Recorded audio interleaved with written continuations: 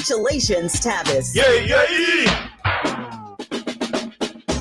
Shine, flies, no time to waste while it's passing you by. Shine, flies, be patient, 'cause good things happen in time. We gon' get it right, we gon' get it right, we gon' get it right.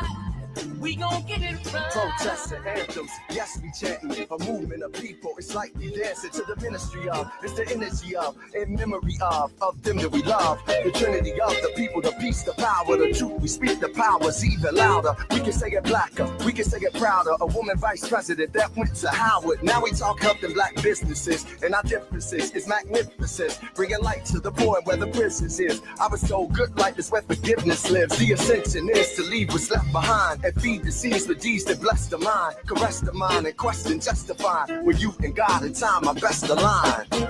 Shine, flies, no time to waste while it's passing you by.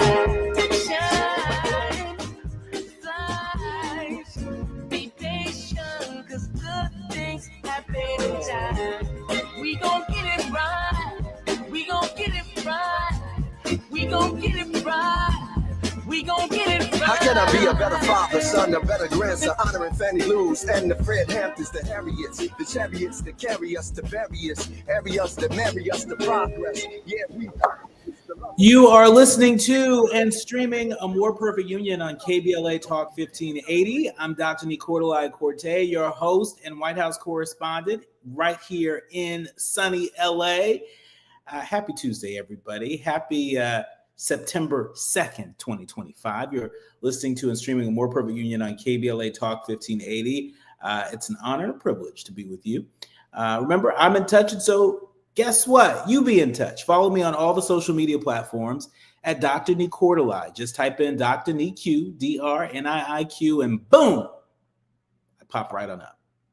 Also, be sure to download the KBLA app with all of its new fancy features. And that way you'll never miss an episode. You can also tell Alexa to play KBLA Talk 1580 if you're feeling fancy. And last but not least, subscribe to A More Perfect Union podcast. That way you get to carry us with you everywhere you go. Listen, I hope you all had a wonderful Labor Day weekend. I hope you got plenty of rest and were able to connect with the people that you hold dear. I know I was able to do that here in LA. Listen, I can't believe we're just weeks away from fall. But one of the great things I like about fall, pumpkin pie. Of course, like sweet potato pie for the holidays and things, but in particular, if you love Earth Cafe in LA as much as I do, they have a really great vegan pumpkin pie. And I say that not because I'm a vegan, but because there are vegan items that I really enjoy, and because I'm lactose intolerant. You get my drift, right? And so one of the things I love about the fall is that vegan pumpkin pie at Earth Cafe. If you know, you know. I'm just saying. And so we love supporting small businesses. Get out there and support Earth Cafe if you can. And by the way, nobody paid me to say that. That was just right here from the heart. All right. It's time for your national news roundup. It's time for you to decide the good, bad, and ugly headlines of the day. And kicking us off, USA Today is reporting that the House Oversight Committee releases subpoenaed Epstein files. A lot of folks have been saying, release the files, release the files. Well, guess what? They've released the files, at least some of them. The House Oversight Committee released the first tranche of documents on Jeffrey Epstein. The committee said that it released a little over 33,000 pages of files that it received from the Department of Justice on Epstein, a convicted sex offender, in response to a subpoena for the records. And so, look, we've been asking, and now because of public sentiment, because of public pressure, because of folks that have been dogged in their focus on this, files have been released. And so I'm sure in the coming days and weeks, we will get a better sense of what's in them, or might I say who's in them. We'll be watching. In other news, a judge ruled that Trump illegally deployed the National Guard and Marines to Los Angeles. NBC News reporting that a federal judge right here in California ruled today that the Trump administration violated a 19th century law barring the use of soldiers for civilian law enforcement activities when it mobilized 4,000 National Guard troops and 700 Marines to Los Angeles in June. In short, defendants violated, it's the Posse Comitatus Act. And just hours after U.S. District Judge Charles Breyer, his ruling, California filed a request for a preliminary injunction asking the court to remove the remaining 300 National Guard members stationed in L.A. The motion is in response to an August 5th federal extension of the guardsmen who were ordered by the Secretary of Defense to stay in the region through the redistricting special election in November. Talk about test run. There you have it. Judge Breyer's ruling strikes a blow to President Trump's push to deploy troops to city streets as a part of an effort to fight crime, so they say. Critics have branded the deployments as a federal government overreach. One of the things that I think is really important to lift up, because there are a lot of folks out there that have said that what the president's doing is illegal. It's illegal. Let me put a finer point on it.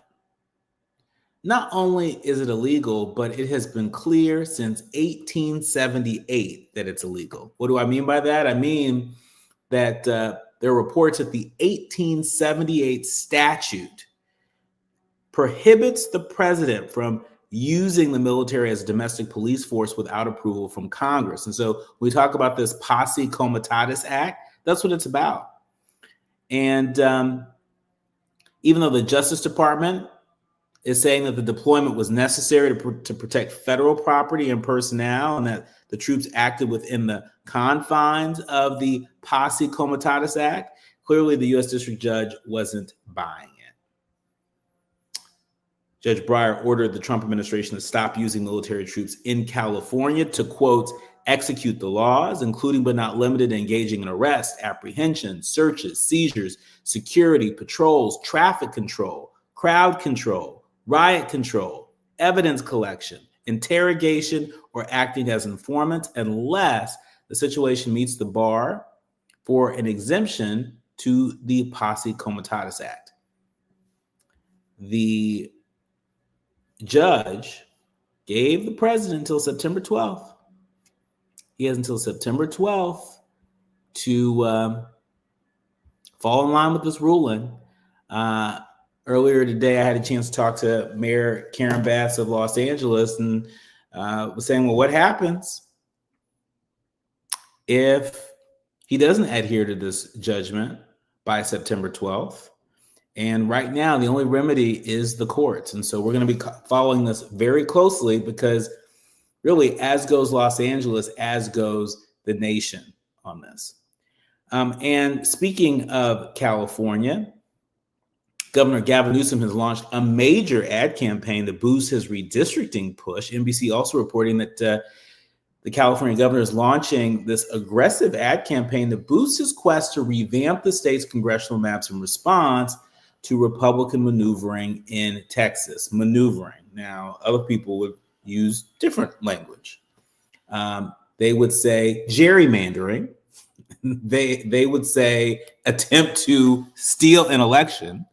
But NBC News is saying maneuvering. All right, NBC. The initiative, which will involve 10 ads across television and digital by the week's end, is the first major push by Governor Newsom's ballot measure committee aimed at blanketing Democrats with information on the remap question called Prop 50. Prop 50. and also driving out turnout for the November 4th special election. In all, the undertaking includes ground organization and ads. It could cost them $100 million. And so one thing that we can all do right now is take out our phones and just on our calendar, make a note that November 4th in California is a special election. That's a reminder of when election day is. And it's a reminder for us to make our voices heard. Again, it's Proposition 50, and we will be doing our part to make sure that folks here are very familiar with Proposition 50. There's a lot on the line there. And speaking of a lot on the line, did y'all hear about this? The Guardian is reporting that ICE has obtained access to Israeli-made spyware that can hack phones and encrypted apps. U.S. immigration agents will have access to one of the world's most sophisticated hacking tools after a decision by the Trump administration to move ahead with a contract with Paragon Solutions. They're a company that's founded in Israel, which makes spyware that can be used to hack into any mobile phone, including encrypted applications. The Department of Homeland Security first entered into a contract with Paragon, now owned by a U.S. firm, in late 2024 under the Biden administration. It's an important note. But the $2 million contract was put on hold pending a compliance review to make sure that it adhered to an executive order that restricts the U.S. government's use of spyware.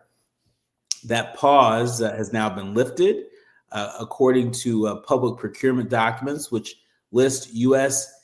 Immigration and Customs Enforcement, ICE, as the contracting agency. What does this mean? Well, it means that one of the most powerful stealth cyber weapons ever created, which was produced outside the U.S., is now in the hands of an agency that has repeatedly been accused by civil and human rights groups of violating people's due process rights. This story was first reported by journalist Jack Polson on his All Source Intelligence Substack newsletter. It's important to note that neither Paragon nor ICE had responded to requests for comment. And so we'll be sure to keep our eye on that. But when we come forward, I'm looking forward to being in conversation with a More Perfect Union contributor and assistant professor of political science at the Columbia University, Dr. Jonathan E. Collins. You are listening to and streaming A More Perfect Union on KBLA Talk 1580. You're listening to A More Perfect Union on KBLA Talk 1580. We've got a lot to talk about.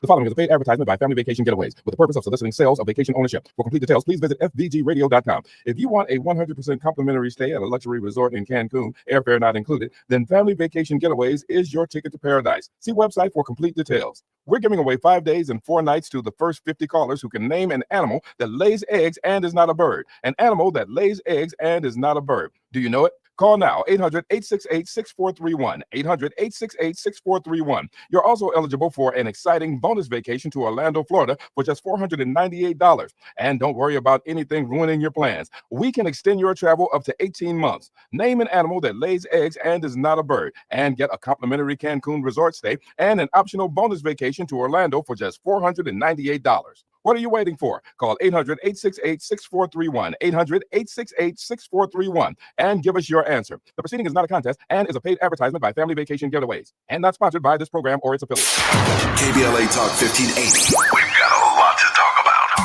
KBLA Talk 1580, connecting you with services and solutions. LA County's new Justice Care and Opportunities Department, or JCOD, is here to support justice-involved individuals and their families. The JCOD Support Center is now taking calls at 1-833-LACJCOD. That's 1-833-522-5263. Available 7 days a week from 6 a.m. to 11 p.m., the Support Center is your one-stop shop for re-entry issues and court support. They offer court reminders, providers, connections to local services, transportation assistance for housing, court appearances, and childcare. The JCOD hotline provides personalized help to connect you with services that you need. And don't forget to check out justiceconnect.org for more information. Remember, it's free and available every day at 1-833-522-5263. This is a community call to action from KBLA Talk 1580.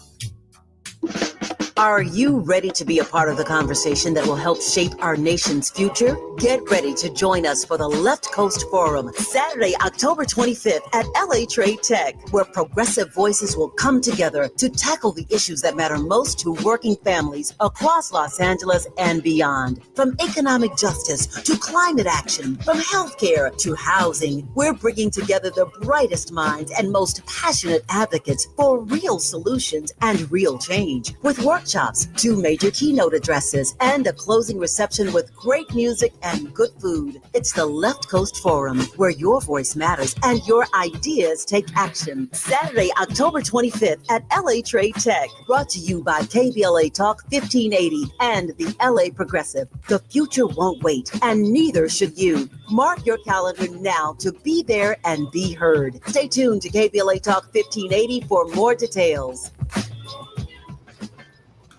Hit me! National News, The Consequence. Informed opinion. And analysis beyond the headlines. You're listening to A More Perfect Union on KBLA Talk 1580. Where it's okay for the U.S. president to insist on national television that a state should call him to beg for anything, especially something we don't want. Have we truly lost all sense of sanity in this nation, that we treat this as normal? As I have done since becoming governor, I've been reflecting on my responsibilities to the people of Illinois. One of those duties is to share with the public exactly what we know. In the coming days, we expect to see what has played out in Los Angeles and Washington, D.C. to happen here in Chicago. First, Donald Trump is positioning armed federal agents and staging military vehicles on federal property, such as the Great Lakes Naval Base. It is likely those agents will be with ICE, Customs and Border Patrol, the Department of Homeland Security, and other similarly situated federal agencies. Many of these individuals are being relocated from Los Angeles for deployment in Chicago. We believe that staging that has already begun started yesterday and continues into today. Second, unidentifiable agents in unmarked vehicles with masks are planning to raid Latino communities and say they're targeting violent criminals. As we saw in Los Angeles, a very, very small percentage of the individuals they will target will be violent criminals. Instead, you're likely to see videos of them hauling away mothers and fathers, traveling to work or picking up their kids from school. Sometimes they will detain, handcuff, and haul away children. They are law-abiding individuals who pay taxes and contribute to the communities who feel safe going to work and attending mandatory immigration check-ins. In other words, they're following the law. You are listening to and streaming A More Perfect Union on KBLA Talk 1580. I'm Dr. Nii-Quartelai. I'm really delighted to be in conversation with Dr. Jonathan E. Collins. He's assistant professor of political science at Columbia University. He's also a frequent contributor here on A More Perfect Union. Dr. Jonathan Collins, thank you for joining us. Dr. Q, happy to be here. Happy to have you here, and happy to have you here to help us sort of separate the policy from the politics. We were just listening to Governor J.B. Pritzker of Illinois. Today, I was just locked in on the press conference that Governor Pritzker and Mayor Brandon Johnson of Chicago, the Attorney General of Illinois, the Lieutenant Governor of Illinois. I was locked in on this press conference. To me, it was one of the better organized press conferences that really sort of laid it out for the people in terms of what was happening, why it was happening, what was at stake, and what we can do to keep each other safe. What's your reaction to the remarks from Governor J.B. Pritzker a few hours ago? Well, this is a new stage in the resistance against the Trump administration's deployment of the National Guard. So ground zero was, different cities throughout California you saw, but in particular, Los Angeles. But the difference in Los Angeles and California is that they were a bit caught off guard. Governor Newsom and Karen Bass, mayor of LA and regular contributor here at A More Perfect Union, they were blindsided, by this and didn't have the ability to put together a preemptive united front in the same way that you're seeing in Illinois. Then you go to DC, and guess what Washington, DC does not have? They don't have a state governor because they are a city without a state. But Chicago, Illinois, with Governor Pritzker, we're able to see, okay, here is an intergovernmental front that is put together that allows city and state to be on the same page. What does that mean? That means that not only does the mayor have the ability to try to resist the support and integration of a National Guard forces coming from DC into the streets of Chicago, but now you also have a state budget that could also be put to use in order to fight this resistance as well. This means the ability to support what we just saw happening in Chicago over the weekend, which is very peaceful and organized protests that were happening, where there is a safe and clear public resistance to what's happening nationally, but then also the guarantee that no Illinois National Guard troops will be involved whatsoever in this onslaught that's coming on from Washington, D.C. And what it also signals is that at the state level, there is no support policy-wise for the idea of using National Guard troops to essentially engage in petty arrests, because that's what we saw in Washington, D.C., Dr. Q. Over 1,000 arrests made. Almost all of the arrests were misdemeanor charges at best, right? And so now what we're seeing is a united front against what is essentially weaponizing the National Guard for policing that really isn't even there. Yeah, and just to put a finer point on it, the Associated Press is reporting that President Trump, he said that he will direct federal law enforcement intervention to combat crime in Chicago and Baltimore, despite staunch opposition from elected leaders like J.B. Pritzker, we just heard that, and many residents in both cities. I'm asked by reporters today in the Oval Office about sending the National Guard troops to the nation's third largest city. Trump said, quotes, "We're going in," and added, "I didn't say when. I have an obligation. This isn't a political thing." Governor Pritzker of Illinois sort of scoffed at the notion of sending military troops and federal agents into Chicago, reiterating Tuesday that the federal intervention was not required or wanted. And so let's talk a little bit about the politics of this. It's no surprise to anybody that Governor Pritzker, has positioned himself as a potential contender for the Democratic nomination for president in 2028. Obviously, how leaders handle crises can give us a sense of how they might handle those crises, if they got a promotion to becoming president of the United States.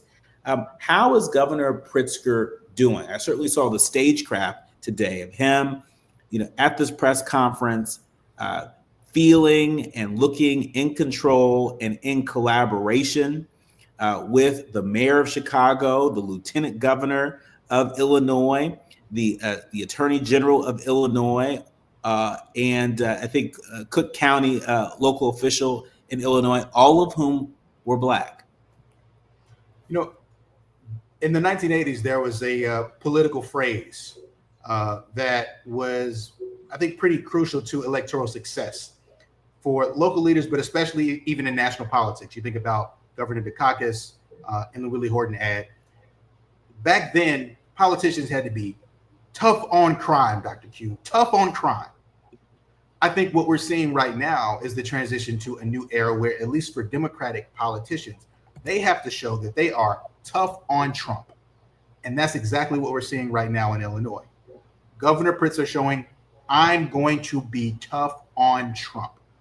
I am going to not allow this illegal invasion into my state, into the largest city in my state. And it's key, Dr. Quartelai, that he uses the term illegal. What's the one thing that Trump loves to do, Dr. Q? He loves to file a lawsuit. He loves to go to court, Dr. Q. Well, Governor Pritzker is showing that, hey, I'll see you in court too, right? He is not afraid to sort of meet Trump in the mud where he likes to wrestle. And so again, setting yourself up as the Democratic nominee in 2028, I think, means showing just what he's showing, which is that you are tough on Trump. When we come forward, I want to stick with what's happening in Chicago, Illinois. Again, I was locked in on this press conference today, and as you can imagine, I consume a lot of news in preparation for this show, among other things. And so there are lots of press conferences that are happening throughout the day, but this one really drew me in. When we come forward, I'm going to share with you just sort of a soundbite from what Chicago Mayor Brandon Johnson, what he said when he talked about how Chicago will continue to have a violence problem as long as red states continue to have a gun problem. I'm going to tell you all about that and more when we come forward. We'll also get analysis from Dr. Jonathan E. Collins. You are listening to and streaming A More Perfect Union on KBLA Talk 1580. More when we come forward. The audience is listening. Thought-provoking, eye-opening, heart-rendering.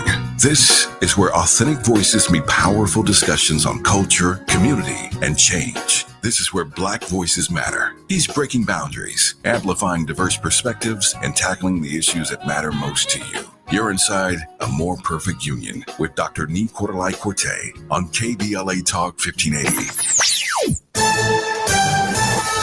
I'm Amber Payton with BIN News Now. President Trump says federal forces will intervene in Chicago, suggesting the National Guard may be sent in, though he did not give a timeline. He claimed Black residents are asking for help. Most of them were African American, were Black. And they were saying, please, please, please let the president send it. These were people from Chicago. He went on to criticize the city's high murder rate and pointed to what he called success with the Guard in Washington, D.C. Black Baltimore Mayor Brandon Scott is praising a sharp drop in violent crime, with 2025 on pace for the fewest homicides in 50 years. The city has seen 91 killings through August, down nearly 30% from last year, along with a 21% drop in shootings. And George Raveling, former Black basketball college coach and Nike executive, has died at 88 after battling cancer. Get BIN News Now on demand 24/7 on the iHeartRadio app. La Crescenta, big problem for the 210 eastbound before Pennsylvania Avenue. Car fire with the 3 right lanes blocked off. Delays away from La Tuna Canyon Road. Santa Clarita, the 5 southbound past Calgrove. That's a crash blocking the 2 right lanes. Slowing down the drive away from Valencia Boulevard and ahead on the 5 southbound at the 405. The truck route is blocked here due to a crash. Started a car fire. There's an ongoing investigation now. Delays pushing back from the 210. You deserve a car that thrills you. A car that puts goosebumps on your goosebumps. At Nissan, they've got everything from turbocharged SUVs to 100% electric vehicles that'll make your heart beat faster. Experience the thrill for yourself. Shop your local Nissan store and NissanUSA.com today. This is the KBLA Sports Minute with Ray Richardson.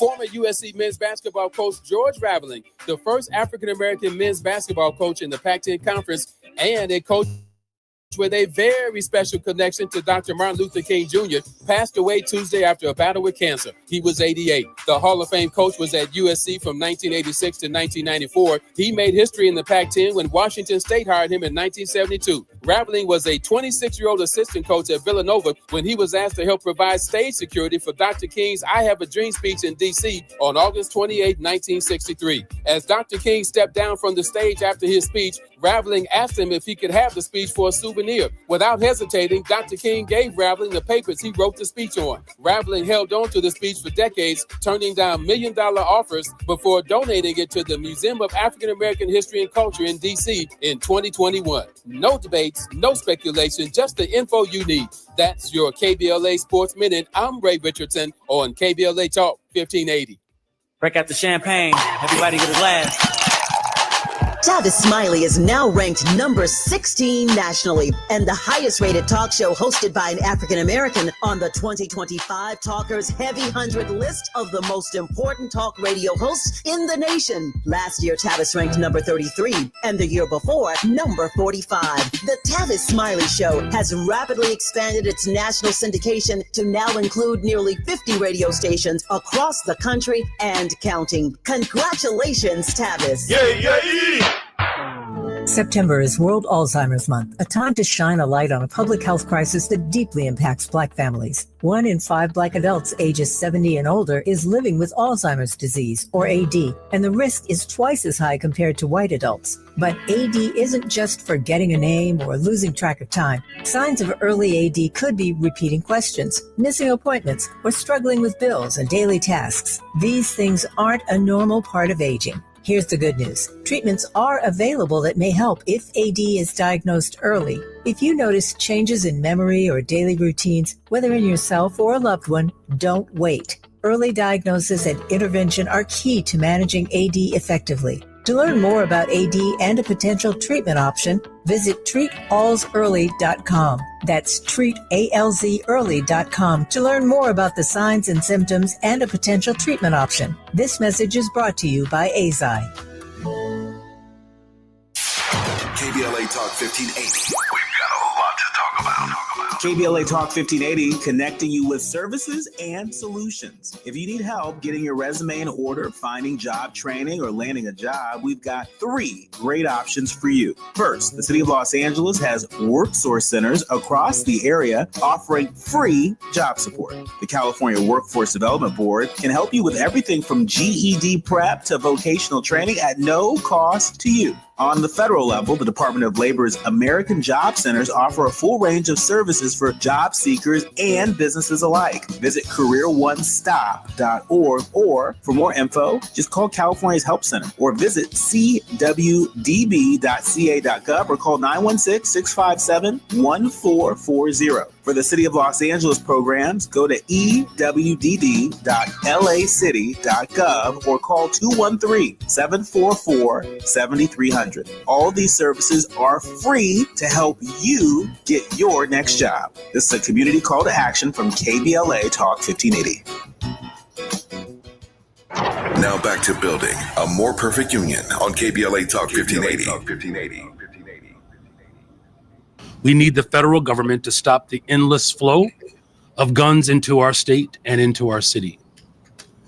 Chicago police officers have taken more than 24,000 guns, illegal guns, off the streets of Chicago since I've taken office. Over 24,000 illegal guns taken off the streets of Chicago since I've been in office. They have worked hard every single day to make our city safer, and they've made historic progress. However, we will never be able to end gun violence in Chicago as long as the president continues to allow tens of thousands of guns to be trafficked into our state and our city. The vast majority of guns do not come from Chicago. They are not made in Cook County. They are not bought in the state of Illinois. These guns come from red states. They are coming from Indiana. They are coming from Mississippi. They are coming from Louisiana. And that is the harsh reality, whether Republicans like it or not. Occupying our city will do nothing to solve this problem. No matter how much work we do or how hard we work, whether it's expanding our Detectives Bureau, investing in community violence intervention, and addressing the root causes of crime, none of it will ever be enough until the president decides to end the mass trafficking of guns in our city. For every gun that the Chicago Police Department fights to get off the streets, 2 or 3 more new guns come into our city. Chicago will continue to have a violence problem as long as red states continue to have a gun problem. Shootings will continue as long as this presidential administration continues to put politics over people. You are listening to and streaming A More Perfect Union on KBLA Talk 1580. I'm Dr. Nii-Quartelai Corte, and joined with Dr. Jonathan E. Collins, Assistant Professor of Political Science at Columbia University, also a More Perfect Union political contributor. Dr. Collins, again, I was just gripped by this press conference today that took place in Chicago with Governor Pritzker, with Mayor Brandon Johnson of Chicago, flanked by the Attorney General of Illinois, the Lieutenant Governor, and a Cook County official. I was really sort of taken aback at how the mayor really met the moment in that press conference and really, in my view, reframed the terms of the debate. There are a lot of folks out there who have pointed fingers at Chicago's murder rate and at the gun violence in Chicago. But few have been as effective as he was in those 2 minutes in terms of helping us to understand, what is really feeding this gun crisis, as he calls it. What's your reaction to the framing on the part of Mayor Johnson? And do you think it could make a difference if Democrats across the country facing similar challenges sort of got on board with that frame? Absolutely, Dr. Q, because what we're seeing from Mayor Johnson is the framing that comes along with what happens when you've done the work, right? So leading up to this press conference, let's look at the last couple of months that Mayor Johnson has had, when it's the most recent release of crime statistics for the city of Chicago, showing one of the sharpest declines in not only murder, but violent crime in the city in decades. On top of that, he's able to attribute that decline in violent crime to major investments in youth and community-based programming.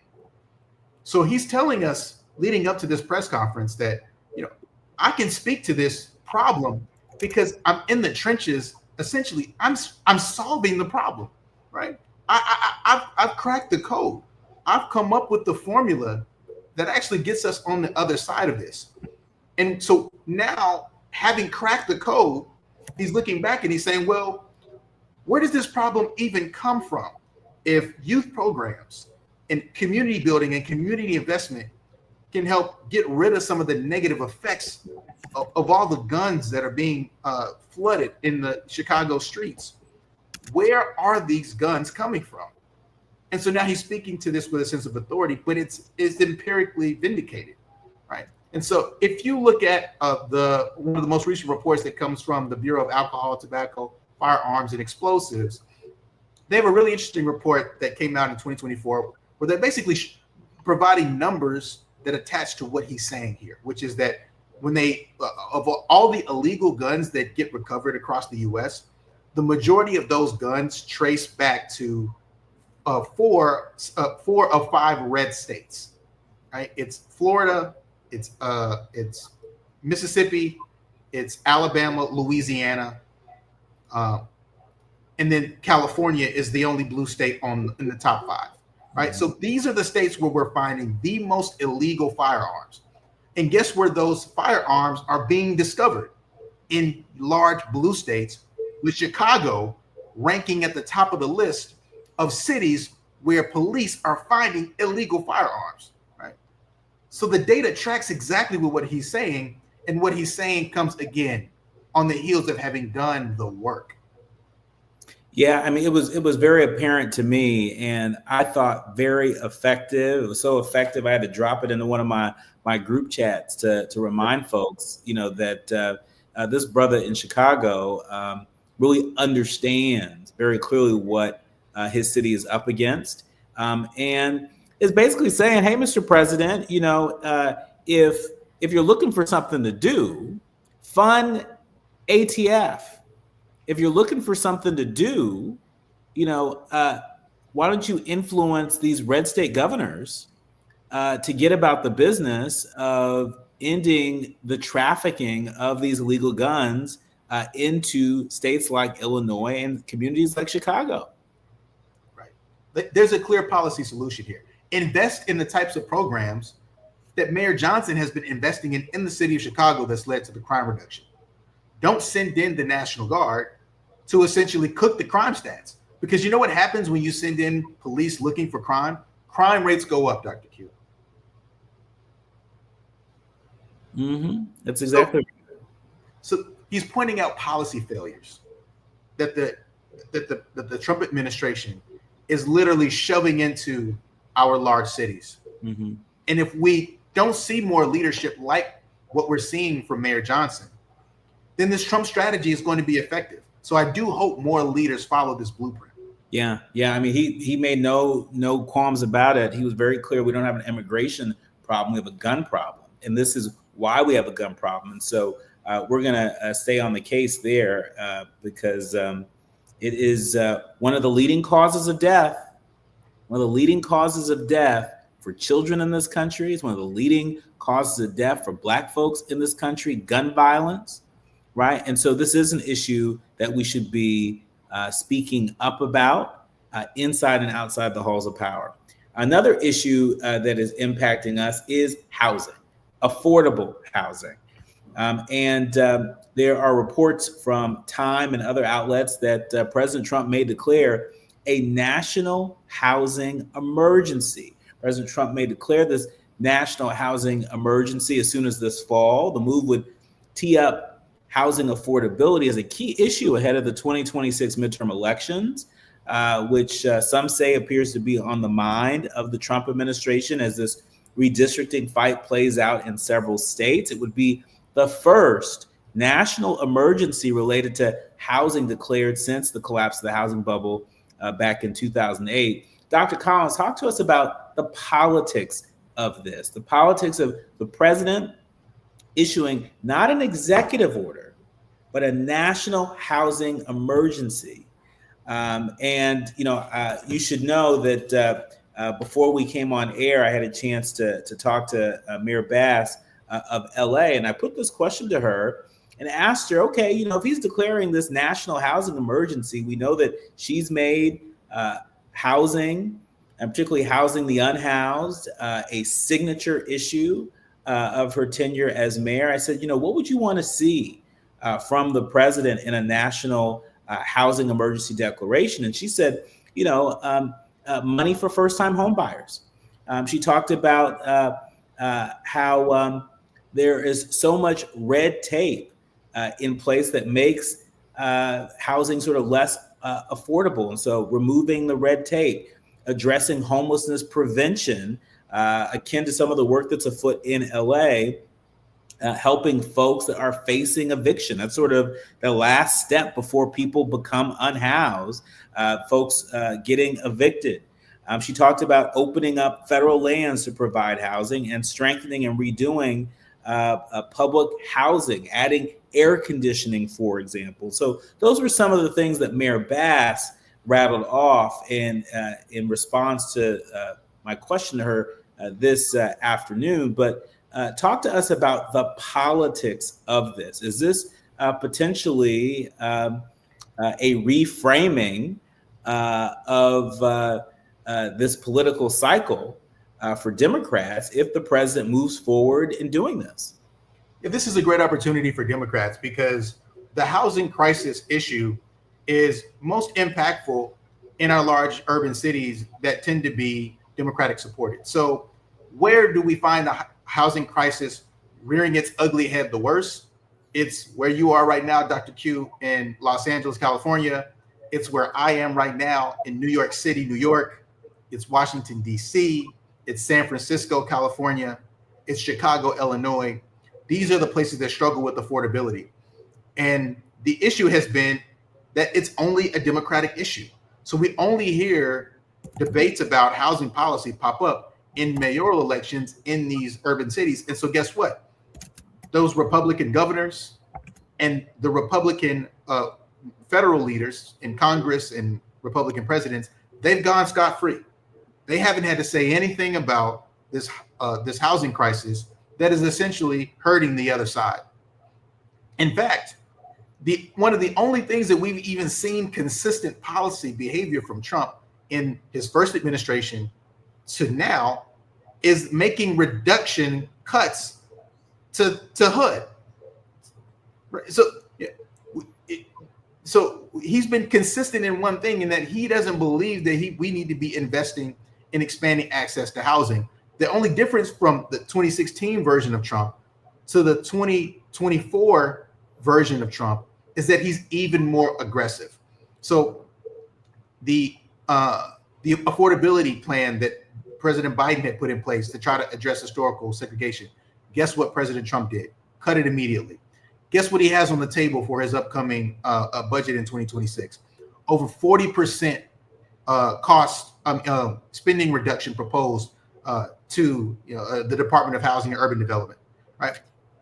He's making it not only harder for you to have access to housing, but have access to the financial resources needed to even begin the conversation about housing. He does not want you to own a home, and especially if you're Black. And so this is an incredible opportunity for the Democratic leaders to finally point the arrow at the true enemy here, which is federal leaders, especially on the right, who have failed to create pipelines to home ownership. That's right. That's right. And really, to make matters worse, for so many of our fellow Americans who rely on Section 8 as a lifeline, there are reports that spending for the U.S. Department of Housing and Urban Development, much of which goes to providing assistance to low-income renters, has been on the chopping block during Trump's second term. The president's budget for 2026 proposes overhauling the agency which administers Section 8. I've heard about a proposed policy where anyone with a Section 8 voucher would have 2 years. That's it. It's unclear whether or not that 2 years would start at the time you get the voucher, or would it start at the time you actually secure the housing. For anybody who is in the market for a place using a voucher, you know that sometimes there's a lot of time in between getting your voucher and actually moving into your place. And so this is something that could have a serious effect, on people who rely on Section 8 as a lifeline, as consumers, but also mom and pop folks who, as a part of their retirement plan, they have some real estate, and Section 8 folks, are a part of that retirement plan. And so we're seeing potential policy coming down the road that could upend the little bit of housing security and financial security that folks among us enjoy. Yeah, I mean, if you're a homeowner, odds are you started with the FHA loan program, which is a program where there are federal-backed loans that allow Americans to purchase their first home without having to put down a huge down payment. So through FHA, you only need about 3.5% of the total cost to be able to acquire your first home. You know what you need without the FHA program? At least 10% of the total cost of the home. Often banks want you to have 20%. That's what I'm about to say. They really want that 20%, right? And they're gonna make you sweat if you come with anything less than that. And so, a lot of questions here that need answers. When we come forward, it's time for the quiet part out loud. I want to talk about LA County Supervisor Hilda Solis. There are reports that she says that she'll run for Congress if the new maps are approved. Is that a good idea? Is that the passing of the torch that so many Democrats say that they want to see? We'll talk about that We're going to say the quiet part out loud, in fact, when it comes to that. When we come forward, you're listening to and streaming A More Perfect Union on KBLA Talk 1580. Striving to make America a nation as good as its promise. This is A More Perfect Union on KBLA Talk 1580. We've got a lot to talk about. Attorney advertising. Prior results do not guarantee future outcomes. Founded in Los Angeles in 1986, litigation powerhouse Quinn Emanuel has deep roots in the Los Angeles community. Since 2007, we have litigated some of the largest fires on the West Coast. We are proud to be the only AmLaw 100 firm in the country to represent wildfire victims, giving affected individuals, families, and businesses the same focus and individualized attention we devote to our Fortune 500 clients. BTI Consulting has repeatedly recognized Quinn Emanuel as among the 4 law firms in-house counsel least liked to oppose in any litigation, and we are often deemed the most feared. And after securing over $80 billion for our clients in various matters firm-wide, we understand why. If you have been affected by the recent wildfires in Altadena and the Palisades and would like to discuss your situation further, please contact wildfire support at QuinnEmanuel.com or call us at 213-443-3050. Quinn Emanuel is proud to sponsor Conversation Live Altadena Rising with James Farr on KBLA Talk 1580. Attorney advertising. Prior results do not guarantee future outcomes. With a KBLA Talk 1580 editorial, I'm Dr. Nii-Quartelai. Let's preserve Black land stories before they're lost forever. I want to personally invite you to be a part of something historic. As journalist in residence for the Black Land Lost Narrative Archive Project, I've joined forces with powerhouse attorney and social justice champion George Fothery, the man who helped make history by delivering justice to the Bruce family in Manhattan Beach, securing the first known return of land unjustly taken from Black owners by a local government. That victory was monumental, but it was just the beginning. For generations, Black families have acquired land through grit, faith, and determination, only to lose it through violence, legal loopholes, forced sales, and systematic racism. What's been taken goes far beyond dirt and deeds. It's the erasure of wealth, identity, and legacy. That's why we've launched the Black Land Lost Narrative Archive Project, a national effort to collect, protect, and preserve the stories of Black land lost before they're buried, forgotten, or erased altogether. Because there's power in telling Black stories, there is resistance in remembering, and there's justice in being seen and heard. This is where you come in. We're inviting you to be a part of this historic Black narrative archive. If you or someone you know has experienced land loss, displacement, or forced property sales, your story deserves to be heard and remembered.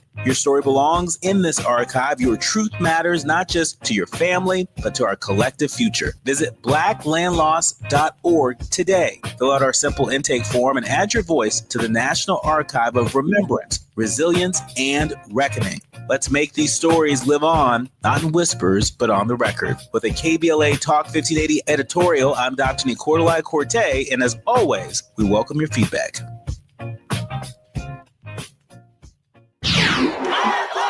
We face tragedy, but we don't fall into despair. We continue our work to build a more perfect union. You are listening to and streaming A More Perfect Union on KBLA Talk 1580. That very studious-looking gentleman right there is Dr. Jonathan E. Collins. He's a professor of political science over at Columbia University, and he's no stranger to LA and LA politics. One of his many degrees is from UCLA. Look, Dr. Collins, Supervisor Hilda Solis, LA County Supervisor, she says she's running for Congress if the new maps are approved. I saw this article in the LA Times, and I was taken aback.